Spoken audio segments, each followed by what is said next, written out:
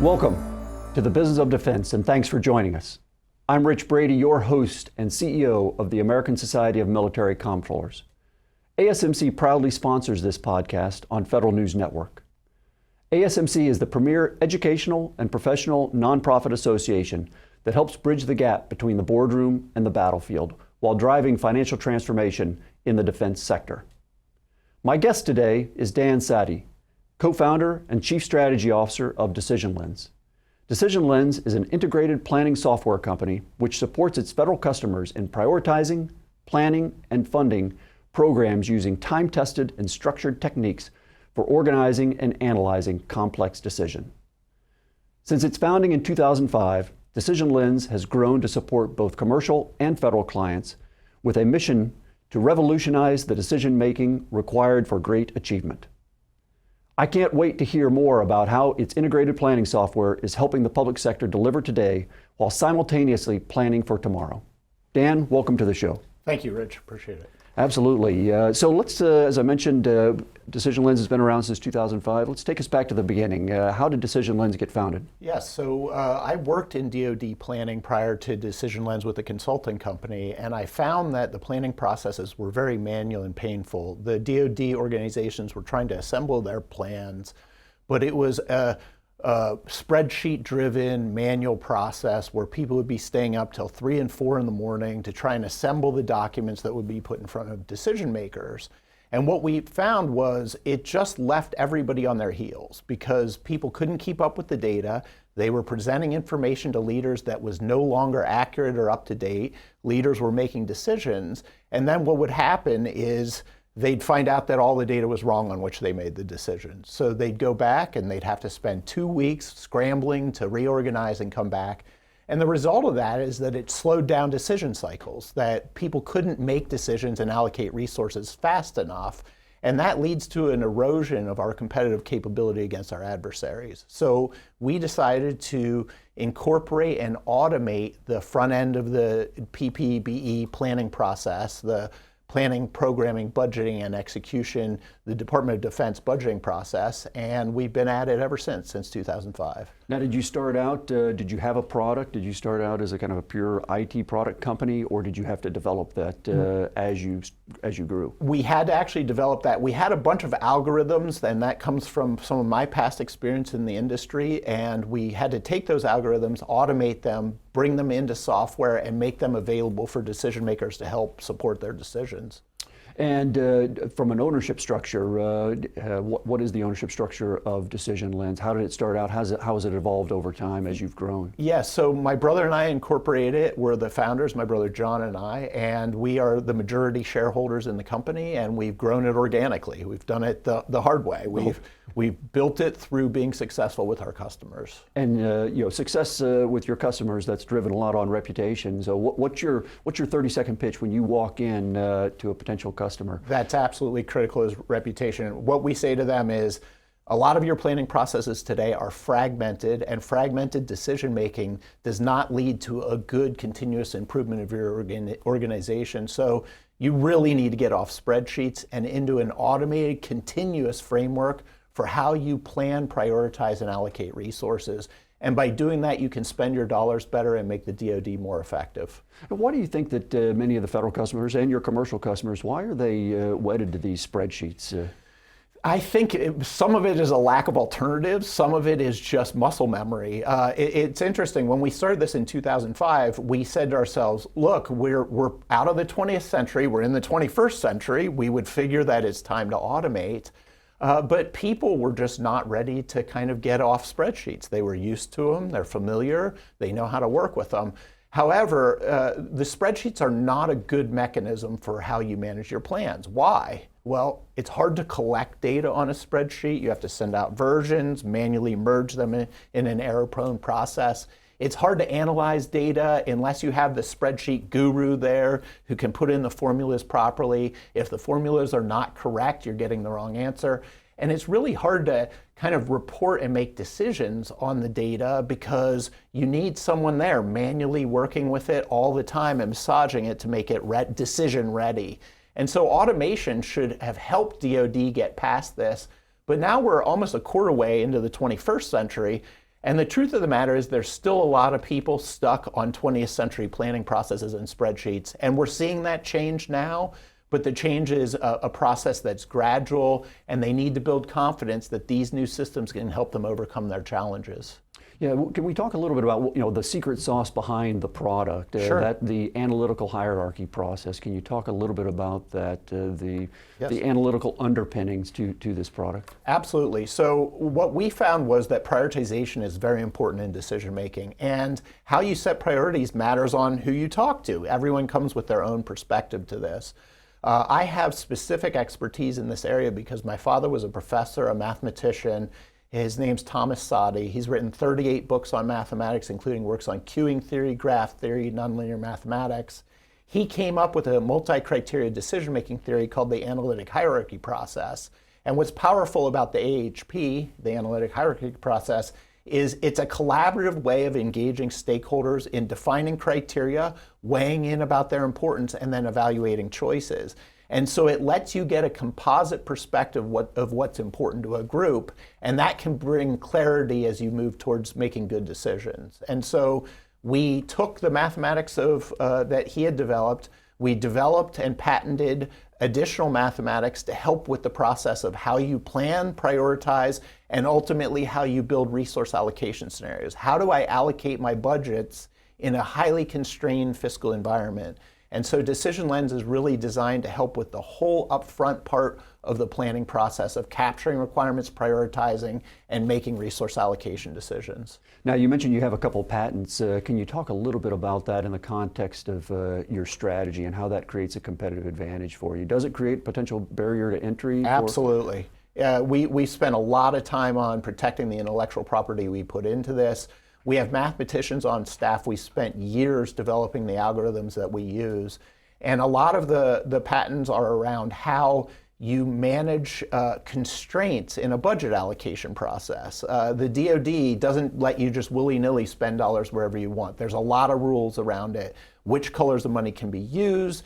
Things are dependent on each other. You're looking out over multiple time horizons.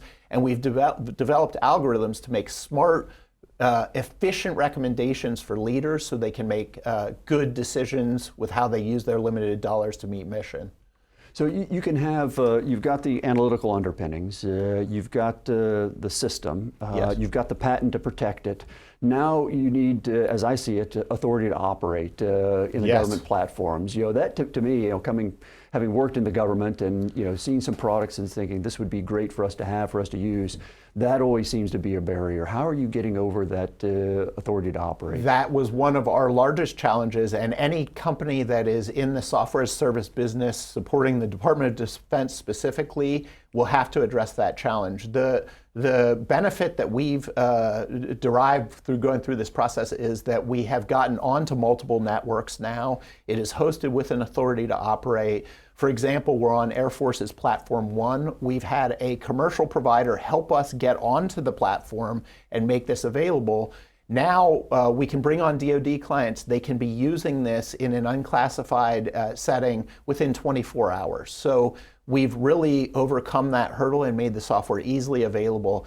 That network also hosts for other DoD clients, and so the unclassified aspect of this has become much more effective. On the classified side, it's an array of opportunities and challenges. As you move up into higher classifications of the networks, there's rules about where they put the data, where the networks exist. Fortunately for us, we now operate both on SIPR and JWICS as well. So the software is available on all platforms, and our customers are getting a lot of value from that. I like that term, an array of opportunities and challenges. One of the areas that Decision Lens has been very vocal about is PPBE reform. Can you talk a little bit about some of the opportunities and challenges? Why is Decision Lens so engaged in PPBE reform? Yes, and actually there was a commission stood up several years ago, and they were looking at some of the key challenges with PPBE. One of the challenges that they identified was a lack of standardization, which is a really large issue, that even though there's a broad framework within how you're supposed to do PPBE, there's a lot of flexibility in the details of the operationalization of that process. And So organizations, comptrollers, planners are looking to modernize this. They have several goals in this modernization. One is to bring in business systems to help with this automation. There's two major aspects to automation that I look at with regards to PPBE. One is the financial management aspect, consolidating financial management systems. And one of the things that happened with this lack of standardization is that organizations started to spawn financial management systems. There's some organizations we've spoken to who have dozens of financial management systems that they use. They kludge them together to assemble their PPBE process. So on the right side of the equation, comptrollers are looking to consolidate their plans. And Decision Lens doesn't play as much in the right side of this, which is the financial management side. We do have some play. We play more on the left side of this equation, which is how do you deal with the messy data that's coming into the front end of the process, the needs, the requirements that people have. And the reality is comptrollers want to go towards a simpler system where one system feeds all of this. That's not a very good thing to do, though, because on the right side of the equation, you need rigid, organized systems that report in compliance as you provide your information up to Congress. On the left side of the equation, it's things that are evolving. It's messier. And you don't really want to pollute your financial management systems with options that are theoretically possible investments. You need a system that deals with that messy aspect of the decision-making process, and that's where Decision Lens sits. It helps develop these sets of needs. It helps planners collaboratively prioritize the needs and then build resource allocation scenarios so that leaders can factor in what they do with their limited dollars. So there's some people out there, when you talk PPP reform, who would advocate for a single system, from planning to programming to budgeting, execution, straight to auditability, a single, seamless, one system.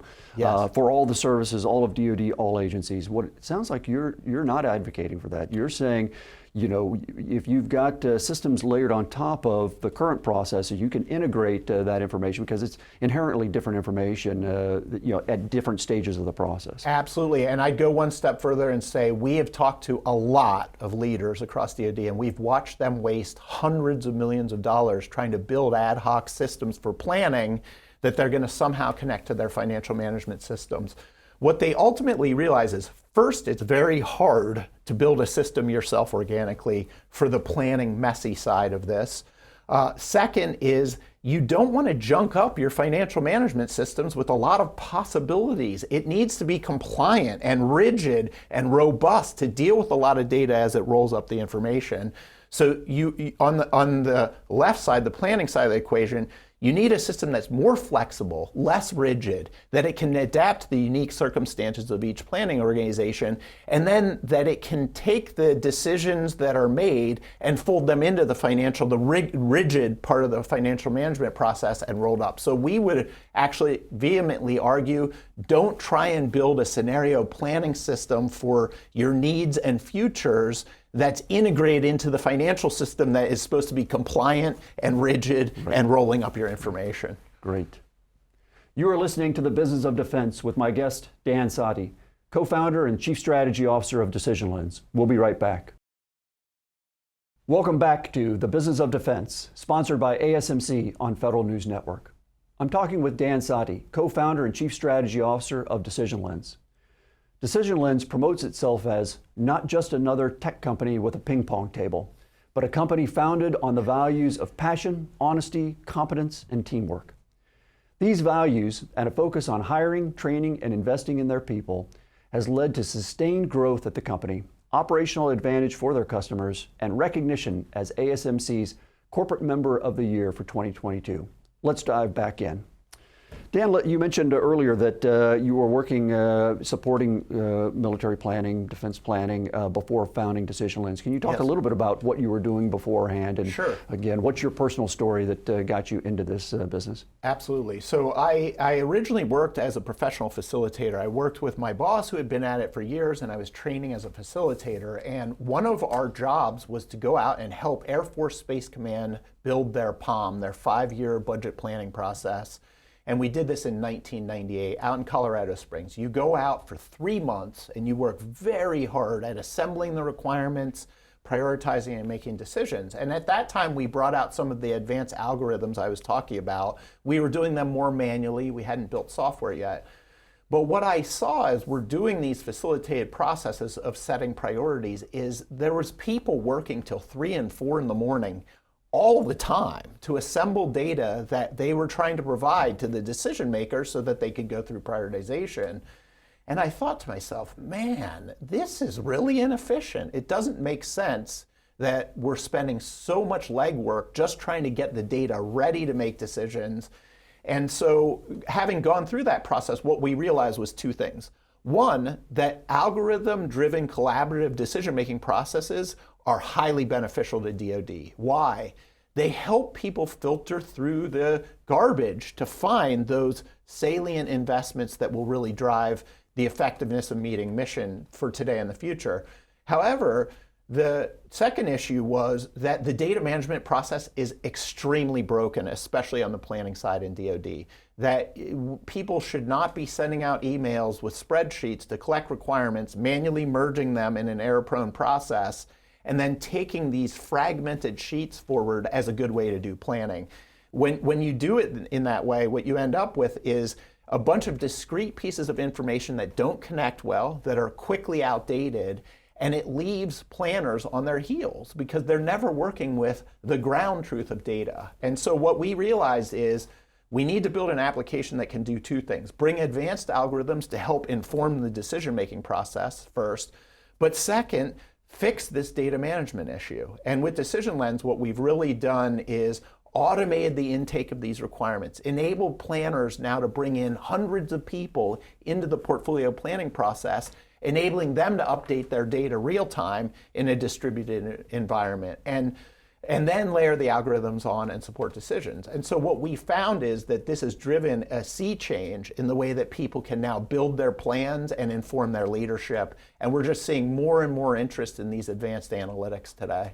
Do you see that or sense that your defense customers are more inclined to use data to make decisions today? I mean, there's kind of a spectrum here of being data-driven or data-informed. And I don't know that defense will ever get to the point where they're data-driven, where they're solely dependent on data to make decisions like high-frequency traders or something like that, but yes, more of the data-informed side. Are you seeing that? We are seeing that, and I would say it's interesting because I think there's a misnomer in planning organizations that all we need is the data and then the decisions will be made. Actually, data doesn't make decisions, people do. And people, to make decisions, need to have a way to exercise their judgment and put data in context. So you really can't eliminate people from the decision-making process. However, if you have people and you provide those people with the right information, they can now discern how that information feeds their process. And so part of our collaborative prioritization is the ability to bring in subjective judgment and combine it with quantitative predictive data to get a true picture of the impact of the decisions that you're making. And so we really believe that you need to merge these 2 things into one composite view, and that's what Decision Lens does, combining judgment with data to make informed decisions. And as we sit here today taping this, it won't be released for a few weeks, but we're 4 or 5 days from, we don't know what, a possible government shutdown, a continued resolution. I guess we'll all see what happens. We'll know by the time this airs, but can you talk about, a lot of uncertainty out there, and this is where I think these systems like you've developed help sift through some of the uncertainty. Can you talk about the value of a product or a process like this with scenario planning, when you've got multiple potential futures in the near term and in the long term, and how this can inform decision making in that type of environment? Yeah, Rich, it's a perfect example of where fragmented planning breaks down. If you build a plan on September 25th with a spreadsheet, the whole world's going to change on October 5th or October 1st, and planners, if they have one spreadsheet that was on September 25th and a different spreadsheet that's on October 1st, it's very hard to connect the dots between what I thought and what actually happens. We have a continuous planning framework. What that means is the data you assembled on the 25th is going to evolve and change, but you're going to do it in one system, not build a new spreadsheet that's separate. By having one system where it's continuous and it's letting you look at the picture, I can build scenarios before the end of the fiscal year, and then I can build scenarios after the end of the fiscal year that let me take into account what ifs. What if time changes? What if our budgets change? What if our priorities change? All of that can be done in a visual dynamic planning solution, and that's what Decision Lens does. So I believe that for DoD planners to really get better at planning, they need the systems that actually operate in a continuous framework like Decision Lens. So I think we have to ask, given that many of us, technology neophytes, became very aware of the capabilities of generative AI about 6 months ago, and we've seen this exponential growth curve on the use of generative AI. What are you looking at in the area of generative AI, ChatGPT, these products in supporting the analytical hierarchy process, decision making? What are you seeing out there? What's on the forefront? That's a great question. Actually, another aspect of AI has more play in what we're doing. As I move from fragmented to continuous planning, I now have a whole history of data. And I can look at that data and make better predictions about the future. So machine learning is very valuable for what we're doing, because now I can say, you made the assumption that a requirement would cost X dollars and take Y amount of time. Well, it turned out that it cost twice as much as you said, and it took 3 times as long as you said. And it turns out when you use machine learning and look across all of the investments that are similar to yours, they're all over schedule, over budget. So that should be factored into the assumptions that we make in the future. And so I can now use machine learning to make smarter recommendations because I have a data source that's continuous and improving over time. So we're not only helping you move off fragmented planning and into continuous planning, we're helping you evolve to be better and better at how you plan over time using your own data. And AI helps substantially with that process. Well, with this rapidly changing and advancing technology, where do you see Decision Lens in 5 years? I see Decision Lens much more widely used across the services and the intelligence community, as well as in the civilian government, to help with this messy part, the front end part of planning. We're just seeing adoption grow rapidly across every facet of our business for the front end of planning and helping people get organized. So I could see us be significantly larger, working across a lot more of these organizations.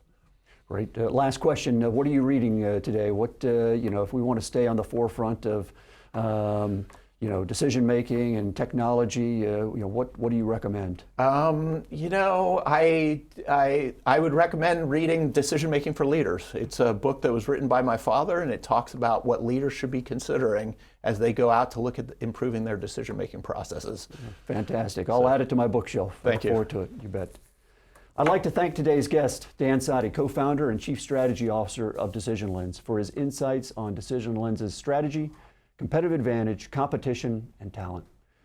Watch The Business of Defense next month, where we bring you inside the companies working to drive change in the defense sector, to hear directly from their business leaders, and to understand how they create value for their companies and their customers. And check out ASMC's website at asmconline.org, where you can find more information on upcoming events and programs, including ASMC's 4th annual Data Analytics and Decision Support Virtual Conference, happening October 26th, where we'll highlight financial management in the age of generative AI. I am Rich Brady, CEO of the American Society of Military Comptrollers. You are listening to the Federal News Network. For more on this discussion, visit federalnewsnetwork.com and search ASMC. Thank you.